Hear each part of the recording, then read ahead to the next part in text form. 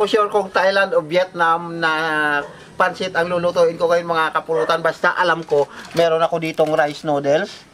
So, siyempre dahil Pilipino tayo, ang gagamitin natin diyan bindunggo. Tuwalya ng baka. So, first thing na gagawin natin mga kapulutan ay ibabad lang natin itong ating rice noodles dito sa tubig ng mga 20 minutes hanggang sa lumambot yan dyan. So, start na tayo mga kapulutan. Wala po itong gisa kagaya ng nakasanayan natin. So, diretso na tayo sa sesame oil.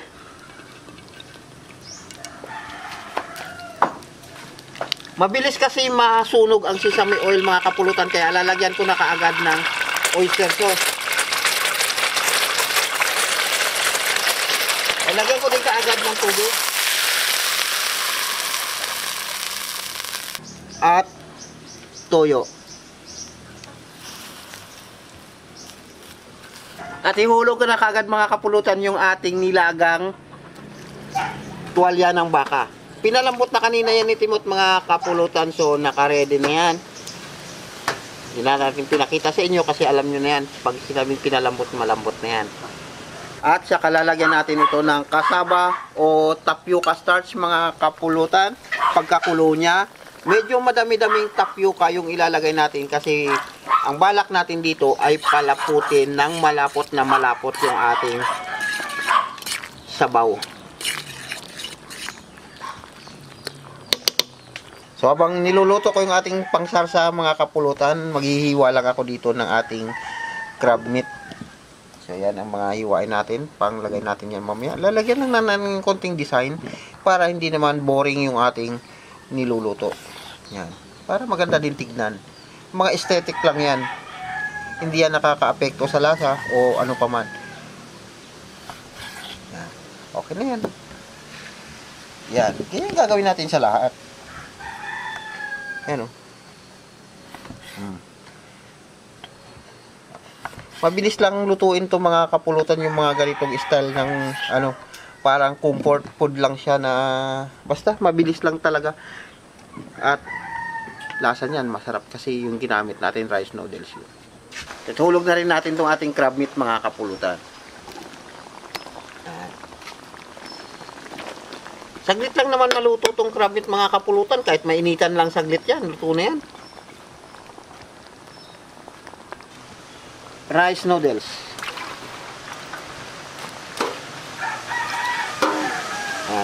Halukay ube.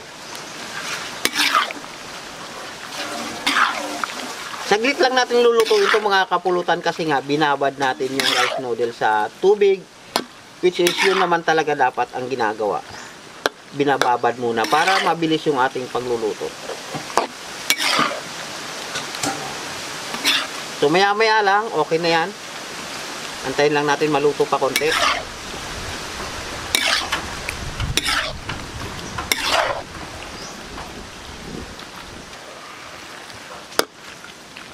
Luto na itong mga kapulutan, lalagyan ko lang ng bawang na pinirito.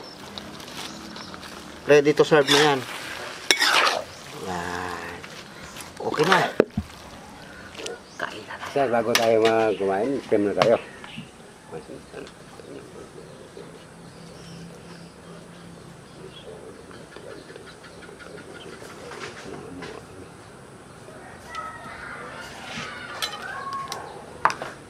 Ito, pinaghalong hindi ko maintindihan. Vietnam ba o parang pad thai na may pagka-Pilipino? Ayoko magkanin ba? Carbo na to eh.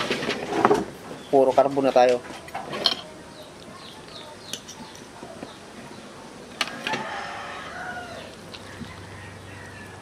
Ay.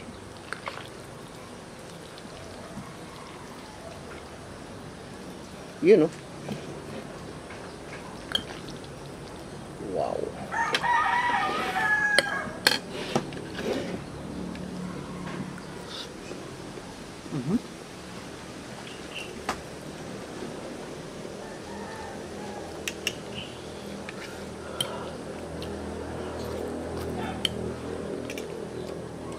Mas lalong sumarap nung hinaluan ng crab meat.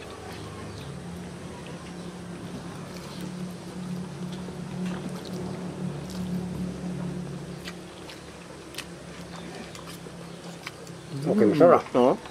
Okay ah. Sarap yan. Walang gisa yan mga kapulutan ha.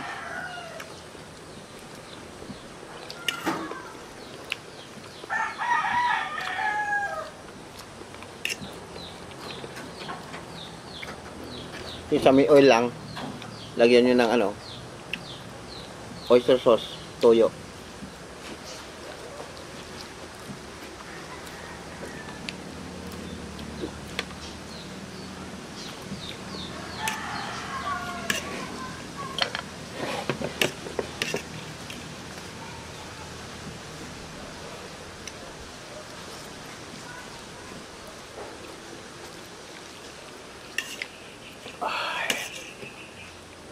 Pag ganito mga pagkain, gusto.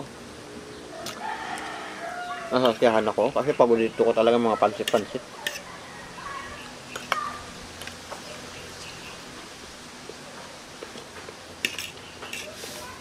Masarap yung blending niya sa ano, sa tuwalya. Ganito pala pagluluto ng tuwala ka may halo ng ano. Sarap. Pwede ulam. Kung gusto mo iulam. Bagay, ang pansit naman, pagka sa handaan, inuulam nila eh. Ako, hinuhuli ko yun. Pero masarap kasi din minsan yung pansit na pag sa handaan, mahaluan ng dinuguan. Naku, Yeah. masarap yun. Kaya nung nagluto tayo nun, pansit na may dinuguan, ang daming nagalit na mga basher. Siguro hindi pa nila na ano yun, hindi pa nila natikman. Kaya sa ano nila, sa tingin nila, hindi pwede. Pero sa Manila kasi binebenta yan. Pansit na, tatakalan ka ng dinuguan, lalagyan na kaagad yung pansit mo. Bahaya ka na maghalo. Pinis tao. Meron man tao na hindi nila type yung dinuguan, meron man tao na type nila rin ang dinuguan. Yung mga hindi pa nakatikim tapos magko-comment lang ng kung ano-ano. Yung akala mo expert. Hindi na alam kasi yung ano, lasa kung subukan yung mga kapulutan. Hindi kayo talaga May magsisi. Chinese nga na gumawa niyan, nabalita sa TV. Chinese, may restaurant siya, ginawa niya, pansit, ang niluluto niya, pansit lang at dinuguan. Tapos pag bibili ka, yung dinuguan, lalagyan niya ng, yung pansit, lalagyan niya lang ng dinuguan. Sarap nun. Tapos maalala ko, meron pa tayo niluto na ang dami ding nagalit. Aros kaldong may isda. Super lansa daw, sabi. Hindi nyo kasi na-try pa. Hindi naman tulingan kasi yung nilagay naming isda mga kapulutan doon, kundi lapu-lapu. Kaya, Social talaga. oo. Saka yung lapu-lapu kasi pagka hiniwa mo yan, pagka ano yan, maputi yung laman. Unlike sa mga tulingan, mga tuna, may dugo kasi yun.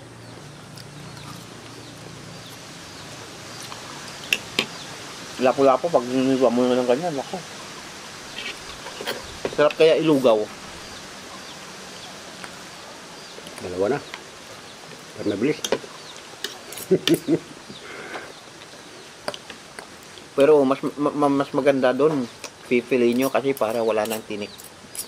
Saka tansyahin nyo lang yung luto na yung lugaw bago nyo siya ilagay kasi nadudurog yung isda.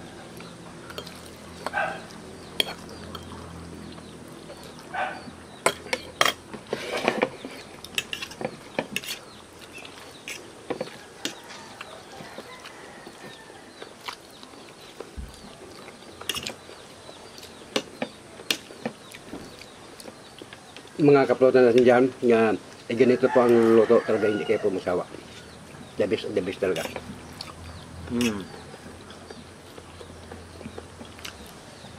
Yung pad thai medyo may pagkamaasim ha. Parang tingin ko nilalagyan yun ng ano, katas ng sampalok. Kaya umaasim siya. Pero masarap yun. Kaya ko lang sabi yung mga kapulutan kasi ganitong noodles ang ginagamit doon.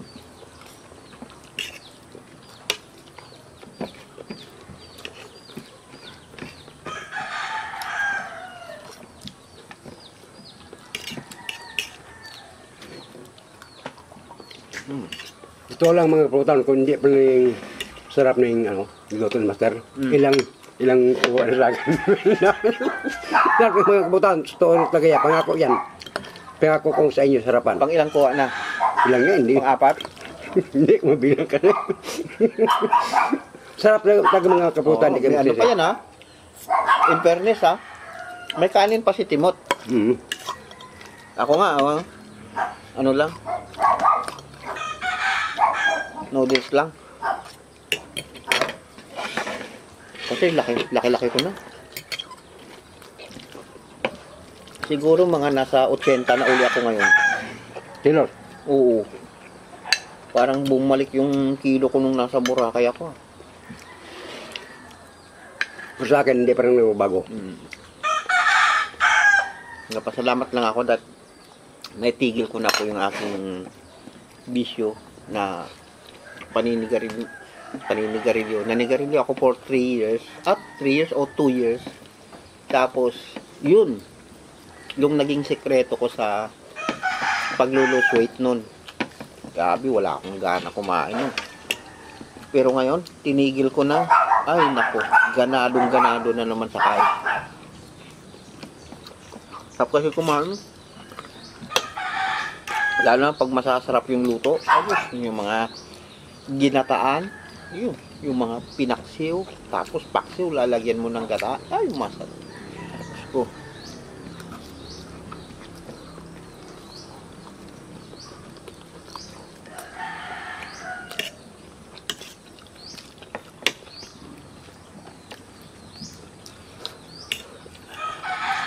Ay, pag nag-grocery kayo mga kapulutan, pag may nakita kayong rice noodles, tsaka tuwalya ng baka, I'm sure, kahit saan namang grocery meron yan.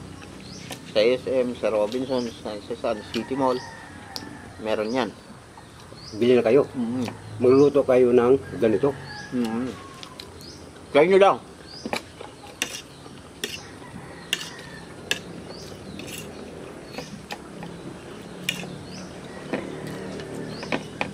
Dagdag pa. Dagdag ba? Ano paghihintay nga?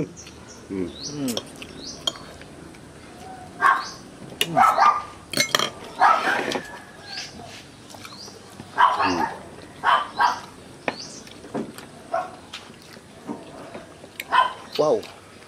Parang sarap yung merienda. Parang sarap may tinapay ah.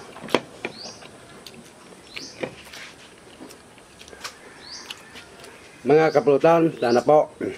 Bisan ganito na ang Diyos namin. Pero hindi Okay ba lang. lang. Walang problema. Oo. Tuloy pa rin. Tuloy lang. Tuloy pa rin po ang laban. Kaya ang sabi ko sa inyo, sa buong mundo, ang lahat ng nanonood sa Pulutan Kukidiyas, sana po hindi kayo magsawa sa amin. Maraming salamat po sa inyong lahat.